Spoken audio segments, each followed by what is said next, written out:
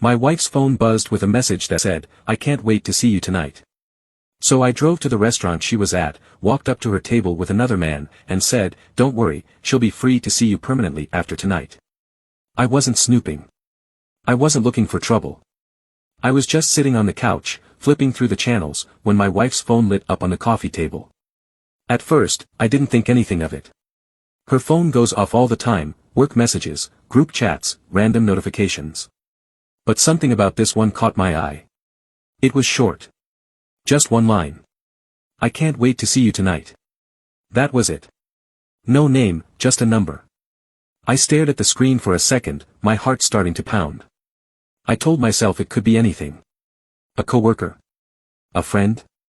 Maybe a wrong number. But deep down, I already knew.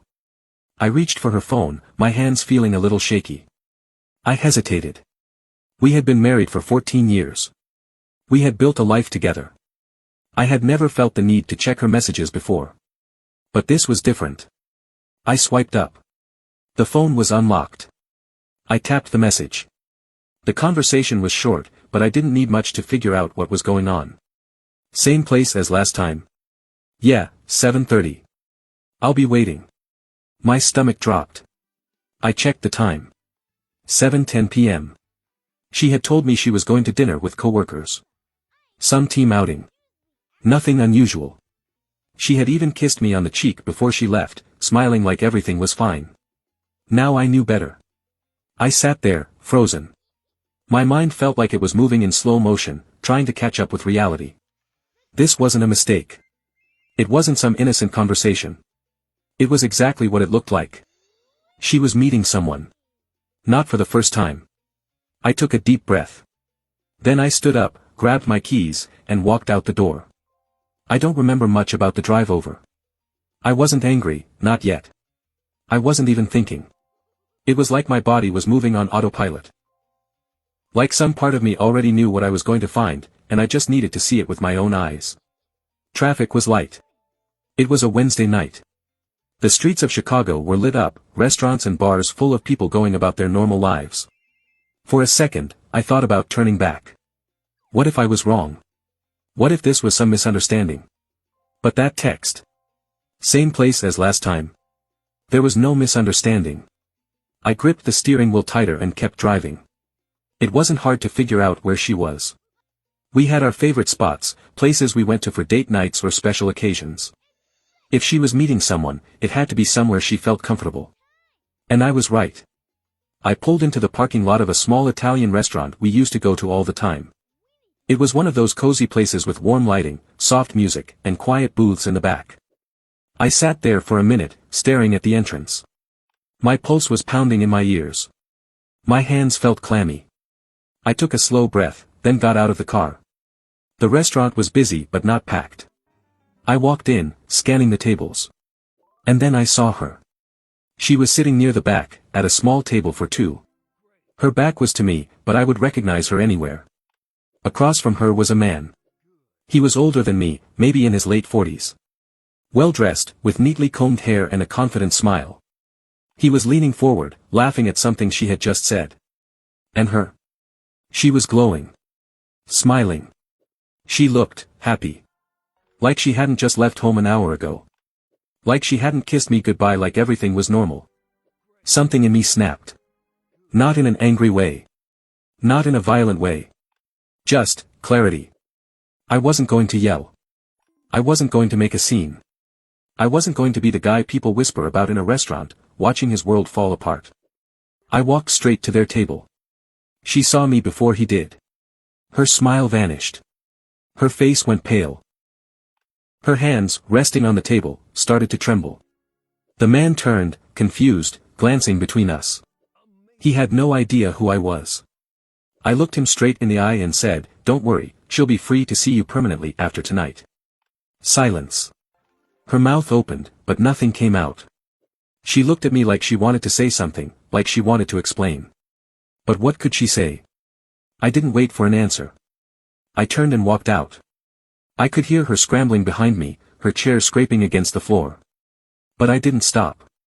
I walked out the door and into the night, leaving her sitting there with the man she had chosen. And for the first time in 14 years, I didn't care what she had to say. I stepped out of the restaurant and into the cold night air. My hands were clenched into fists, not from anger, but from the effort of keeping myself together. My breath came out in short, uneven bursts. Behind me, I heard the restaurant door swing open. "Wait." Her voice. I didn't turn around. I kept walking toward my car. "Please, just listen to me," she called out again, her footsteps rushing after me. I stopped but didn't turn to face her. I didn't trust myself to look at her without feeling everything I was trying to hold back. "I can explain," she said, her voice shaking. I let out a short, humorless laugh. "Can you?" There was a long pause. Then, softly, "It's not what you think." That was enough to make me turn around. She looked panicked, her face pale under the yellow glow of the parking lot lights. Her arms were wrapped around herself, like she was trying to shield herself from the cold, or maybe from the reality of what she had done. "Not what I think," I repeated, my voice calm but firm. "So, you weren't just sitting in there, having dinner with another man? You weren't meeting him at the same place as last time?" She opened her mouth, then closed it again. That was all the answer I needed. Behind her, the restaurant door swung open again. The man. He stepped out, looking uncertain. He wasn't following her, exactly, but he was watching us, like he wasn't sure if he should step in. I met his eyes. He didn't look guilty. He didn't look smug. He just looked confused. And that's when something clicked. He had no idea who I was. She hadn't told him she was married. I let out a slow breath, turning back to her. Does he even know about me? Her silence told me everything. I looked past her at the man. "Hey," I called out. He hesitated but took a step forward. I could see it now, the moment he started to realize what was happening. His eyes flicked between me and her, his expression shifting from confusion to something else. "Who are you?" he asked. I smiled, but it didn't reach my eyes. "I'm her husband." His face went blank. Then, slowly, like a puzzle coming together, realization dawned. He turned to her. "You told me you were divorced." She flinched, her hands gripping her arms tighter. I could almost hear the air leave his lungs. "Oh," he said softly. For a second, no one spoke. Then, without another word, he turned and walked away. She didn't go after him. She just stood there, staring at the ground. I waited, but she didn't say anything. No excuses. No explanations. Nothing. And maybe that was the worst part, how quickly the moment passed, how easily she let him go. Like this had never been about him at all. Like it had never been about me either. I turned and got into my car, leaving her standing there alone in the cold. I didn't drive home right away. I needed time. So I drove. Just around the city, past streets we used to walk together, past places that once held good memories. I wasn't even sure where I was going, I just needed space to breathe. It wasn't until nearly midnight that I finally pulled up to our apartment. The lights were on. She was home. I sat in the car for a long time, staring at the windows. I knew as soon as I stepped inside, the conversation would start. The reality of what came next would hit. I wasn't ready. But eventually, I got out and headed up. The moment I walked through the door, she was there, standing in the living room like she'd been waiting for me. "I'm sorry," she said immediately. I closed the door behind me, letting out a slow breath. "Are you sorry because you regret it?" I asked, meeting her eyes, "or because you got caught?" She flinched like I had slapped her. "Please," she whispered. "Just, let me explain." I stared at her, waiting. She took a shaky breath. "It was never supposed to be like this." I let out a humorless laugh. "And yet, here we are." She looked down, twisting her hands together. "I was going to tell you." I raised an eyebrow. "When? Before or after you met him again next time?" She swallowed hard but didn't answer. And suddenly, I felt exhausted. Not angry. Not even sad. Just, tired. I walked past her into the kitchen, poured myself a glass of water, and leaned against the counter. "You lied to me," I said finally. 4 months. "I know. You lied to him too." She squeezed her eyes shut. "I didn't mean for it to happen. But it did." Silence.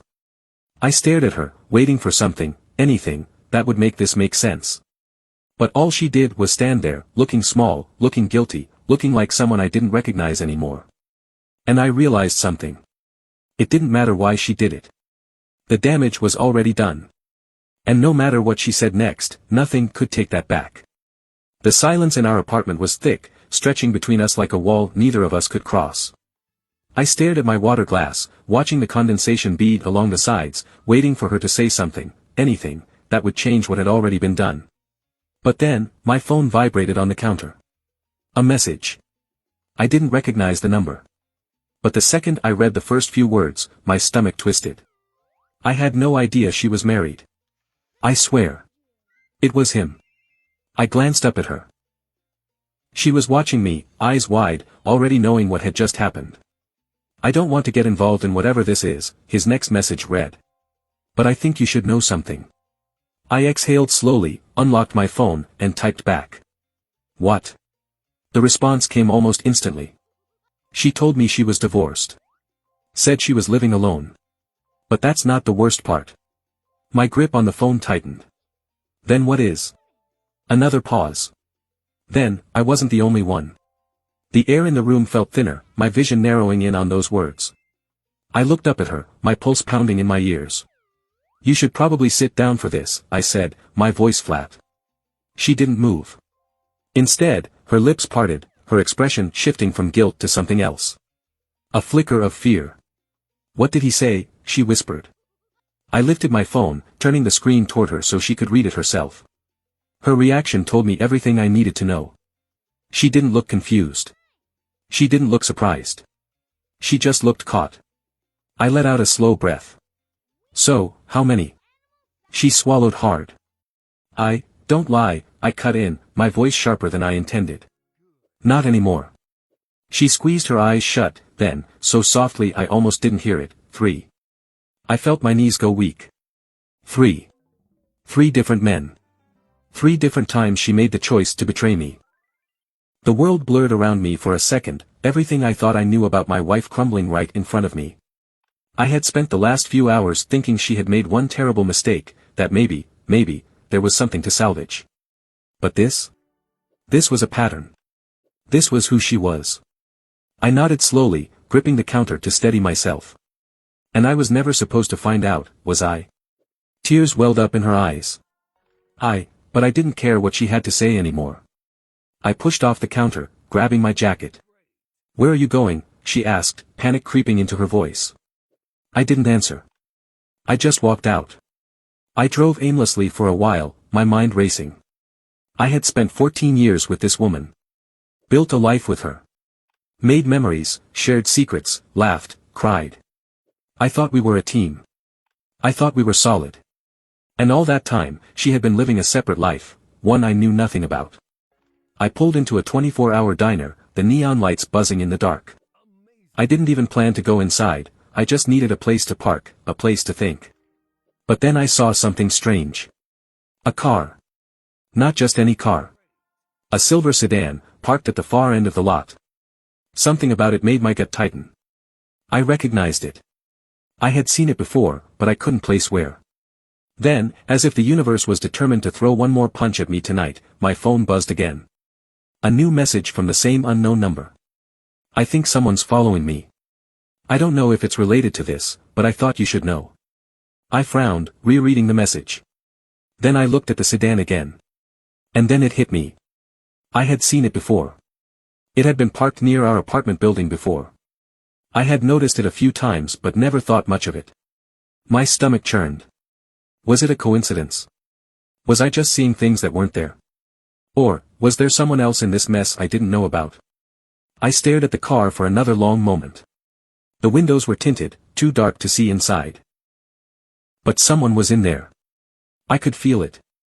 I exhaled, grabbed my phone, and did something I never thought I'd have to do. I dialed a number.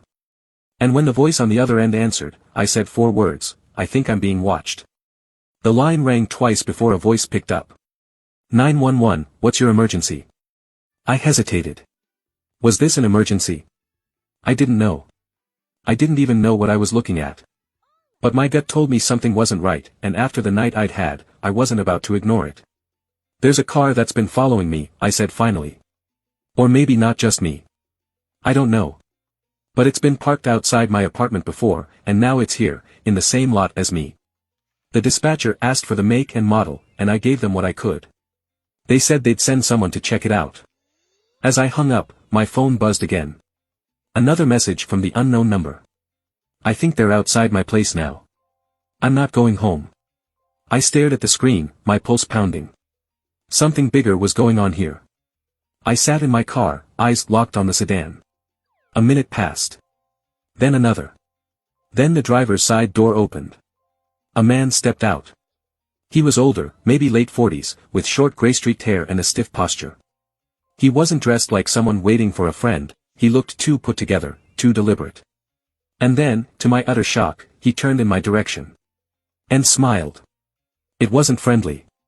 It wasn't even smug. It was like he knew something I didn't. And then, just as calmly as he had stepped out, he walked back to his car and drove away. I sat frozen for a long moment, watching his taillights disappear. What the hell was going on? By the time I got back home, I was wired with adrenaline. I burst through the door, and she jumped up from the couch, startled. "Where were you?" she asked. I ignored the question. "Who is he?" Her eyes flickered. "Who?" I let out a sharp laugh, shaking my head. "Don't do that. Not after everything." "The man in the silver sedan. The one who's been following us." Her face paled. I stepped forward. "So you do know who he is?" She pressed her lips together. "It's not what you think." I felt my temper snap. "Every time you say that, it turns out to be exactly what I think. So just tell me the truth for once." She took a deep breath, like she was preparing for something painful. Then she whispered, "He's my ex." The words didn't register at first. I blinked. "What?" She wrapped her arms around herself, looking smaller than I'd ever seen her. "Before you. Years before. It ended badly." "Ended badly how?" I demanded. She hesitated, then said, "He never let go." A cold chill ran down my spine. She swallowed hard. "He started showing up places. Calling from different numbers. I thought it stopped years ago, but a few months ago, I started getting messages again. I didn't tell you because I thought if I ignored it, it would go away." I ran a hand over my face, trying to process. "So let me get this straight," I said slowly. "You've had a stalker. 4 months. And instead of telling me, you lied and," I gestured wildly, my frustration bubbling over, "and you started seeing other men. How does that make any sense?" She flinched. "I don't know. I wasn't thinking straight. He made me feel trapped, and she cut herself off, shaking her head. "I messed up. I know I did." For the first time, I saw something in her face I hadn't expected. Not just guilt. Not just regret. Fear. Not fear of me. Fear of him. I exhaled, my hands on my hips, my head pounding. "You should have told me," I said, my voice lower now. She nodded, tears threatening to spill. "I know. I wanted to be angry. I wanted to scream at her for everything she had done.